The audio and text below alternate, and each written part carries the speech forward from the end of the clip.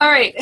So if you watched part one, I wanted to do a part two because I figured part one was long enough. And if someone gets all the way through part one, then they might want to hear the rest of the story. So if you listen to the first part, just through God's grace and him lining up me to be in the place at the right time and all those butterfly effects and being able to reunite this young lady with her birth mom and her sister, which was amazing. And you think about the fact that all those, I mean, it was weeks. This young lady would come into my room and talk to me about her search for her mom, and Lauren would be sitting over there in the corner listening, only to find out that this is her half sister. I mean, the story was amazing. So she was already, just so connected to this young lady, and to finally realize this was a sister that she didn't know existed. So it was about 3 months into connecting these families, and it was hard. There was a lot of tears. There was a lot of why. There was a lot of storytelling and a lot of grace, a lot of forgiveness. And when this young lady finally connected and just really had this time to just dive into a relationship with her birth mom, it was beautiful.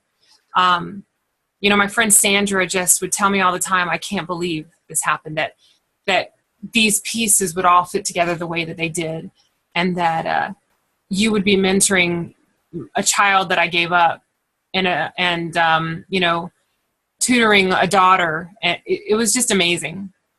And believe me, I was in awe of all of it. There were times that I pinched myself, and I couldn't believe that all of those things had happened, all because I stuck my head in the door. So it was about 3 months later, and this young lady who I'd reunited with her mother, I'm not using her name on purpose, she called me hysterical and said, something's wrong with Sandra. Can you meet me at the hospital? So when I get to the hospital, it's still emotional for me because Sandra was my friend. This young lady meets me at the door with this look on her face of absolute shock. It says, Mom is dead. By the time I got there, Sandra had passed away. It's just one of those crazy complications to a very simple surgery. And her husband had woken up to her that morning not breathing. And by the time they got her to the hospital, she was gone. So I remember Rebecca looking at me and saying, this is not fair. And having to explain to someone, this is God's grace. That God knows the timing in all of our lives. He knows everything.